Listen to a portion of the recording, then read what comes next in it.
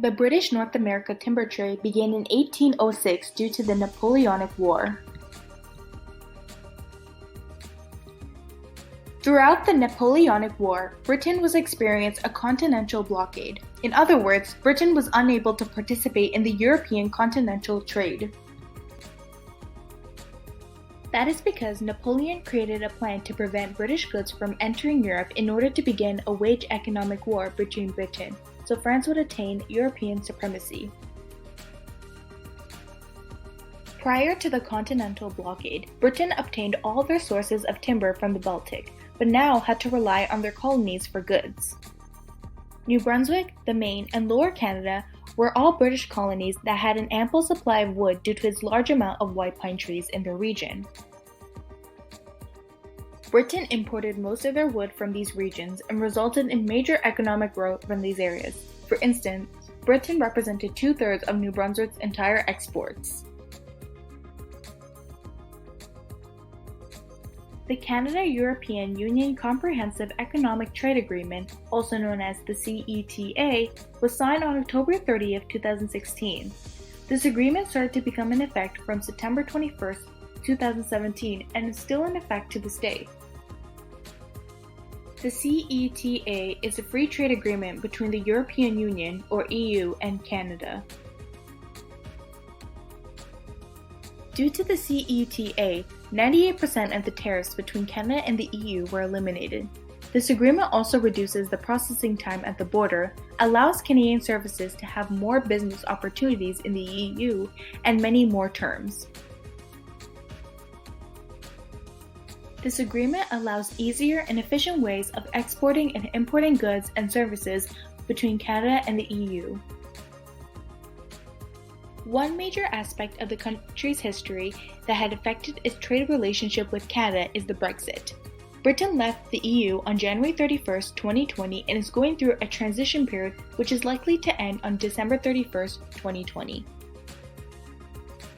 However, during the transition period, Britain will still follow the EU's rules and maintain the same trading relationships.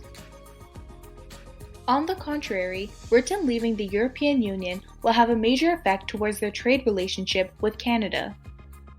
For instance, leaving the EU means Britain would not be part of the CETA and decrease the amount of trade that occurs between Britain and Canada.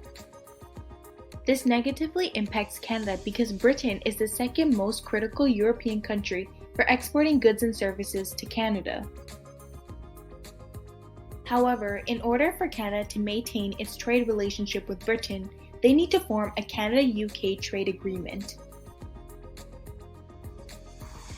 The number of imports to Canada from Britain has a high amount of $1.32 billion worth of machine products, cranes, pulleys, and more. The second highest is $1.19 billion worth of vehicles, parts for vehicles, and other transportation products. $109.37 million worth of aircraft, balloons, and helicopters. The number of exports to Canada from Britain has the highest amount of $10.7 billion that goes towards stone, gold, minerals, and other valuables.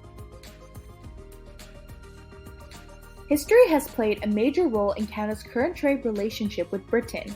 Firstly, in the past, Canada was a British colony. In that case, Britain and Canada would frequently trade goods and services. This trade relationship continued to grow throughout the years and become stronger, and Britain is the most important EU member now for Canada in terms of trading partners. Secondly, the CETA affected Canada's trade relationship today with Britain to a great extent. The CETA was a free trade agreement that eliminated most tariffs on goods when they entered into a country. Due to the CETA, Canada imported more goods from Britain compared to when the CETA was not signed, as shown on the graph. Therefore, the CETA strengthened Canada's trade relationship with Britain.